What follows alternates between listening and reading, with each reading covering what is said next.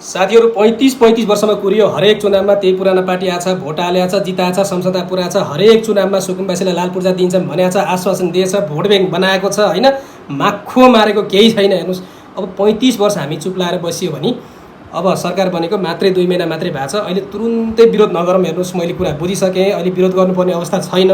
सरकारले खोलाको किनारको भएको बस्तीलाई, अलिकति जोखिमपूर्ण भएको बस्तीलाई चाहिँ त्यहाँबाट हटाएर तिनीहरूलाई चाहिँ अन्त कतै राखेर भोलि तिनीहरूलाई छानबिन गरेर लाल पूर्जा दिने भनेर सरकारले भनिसकेको छ।